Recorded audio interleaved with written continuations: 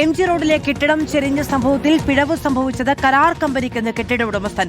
Hydraulic ജാക്കി സ്ഥാപിച്ചതിൽ കമ്പനിക്ക് സാങ്കേതിക പിഴവുണ്ടായി. മഴക്കാലമായതിനാൽ വെള്ളം കയറാതിരിക്കാൻ കെട്ടിടം ഉയർത്താൻ ശ്രമിച്ചതാണ്.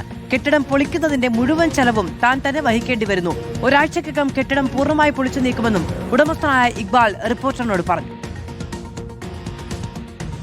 ഒരാഴ്ച മുൻപാണ് കൊച്ചി MG റോഡിലുള്ള ഇരുനില കെട്ടിടം സമീപത്തെ കെട്ടിടത്തിലേക്ക് ചെരിഞ്ഞ് വീഴുന്നത്. അതായത് ഈ ഹൈഡ്രോളിക് ജാക്കി ഉപയോഗിച്ച് ഇത് ഉയർത്താൻ ശ്രമിക്കുന്നതിനിടയിലാണ് ഇത്തരത്തിലൊരു കെട്ടിടം ചെരിയുന്ന അവസ്ഥയിലേക്ക് മാറിയത്. പിന്നീട് കോർപ്പറേഷൻ അടക്കം ഇതിൽ ഇടപെടുകയും ഈ കെട്ടിടം പൊളിച്ചു മാറ്റണമെന്ന് ഇതിൻ്റെ ഉടമസ്ഥനോട് ആവശ്യപ്പെടുകയും ചെയ്തിരുന്നു. അതിൻ്റെ ഭാഗമായി ഇപ്പോൾ ഈ കെട്ടിടം പൊളിച്ചു മാറ്റുന്നതിനുള്ള നടപടിക്രമങ്ങൾ നിലവിൽ മേൽക്കൂര അടക്കം പൊളിച്ചു മാറ്റിക്കൊണ്ടിരിക്കുകയാണ്. നമ്മൾ നേരത്തെ ഈ തറയിൽ വെള്ളം ഈ മഴക്കാലത്ത് കെട്ടിടത്തിനകത്തേക്ക് വെള്ളം കയറുന്നതുമായി ബന്ധപ്പെട്ടാണ് ചെന്നൈ ആസ്ഥാനമായുള്ളൊരു കമ്പനിക്ക് ഇതിൻ്റെ അടിത്തറ ഉയർത്താനുള്ളൊരു കരാറ് ഇതിൻ്റെ മുതലാളി നൽകിയിരുന്നു. ഏതായാലും ഇതിൻ്റെ മുതലാളി ഇക്ബാൽ ഇപ്പോൾ നമ്മളോടൊപ്പം ചേരുന്നുണ്ട്. ശരിക്കും എന്തായിരുന്നു ഒരു സംഭവം?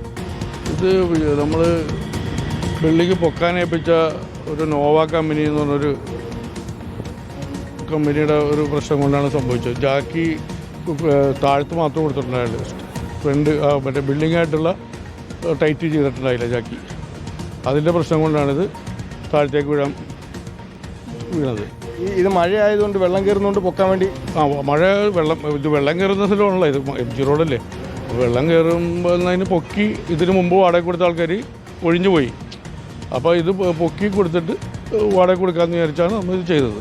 ഈ ഹൈഡ്രോളിക് ജാക്കി ഉപയോഗിച്ച കമ്പനിയുടെ ഒരു ഭാഗത്തുനിന്നുണ്ട ഒരു വീഴ്ചയാണല്ലോ? അതെ, ഹൈഡ്രോളിക് കമ്പനിയുടെ ഭാഗത്തുള്ള വീഴ്ചയാണ്. അതിൽ അവരെന്തെങ്കിലും പിന്നീട് ഈ അപകടം നടന്നതിന് ശേഷം കമ്പനി എന്തെങ്കിലും ഒരു വിശദീകരണം നൽകുകയോ അല്ലെങ്കിൽ എന്തെങ്കിലും നഷ്ടപരിഹാരം സംബന്ധിച്ച് എന്തെങ്കിലും ചർച്ചകൾ നടത്തിയിരുന്നോ?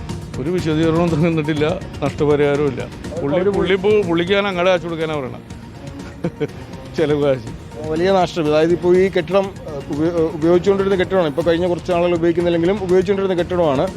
അപ്പോൾ ഇത് തകർന്ന് വീഴും അല്ലെങ്കിൽ ഇത് പൂർണ്ണമായി പൊളിച്ചു കളയുമ്പോൾ വലിയ തോതിൽ നഷ്ടമുണ്ടാവും.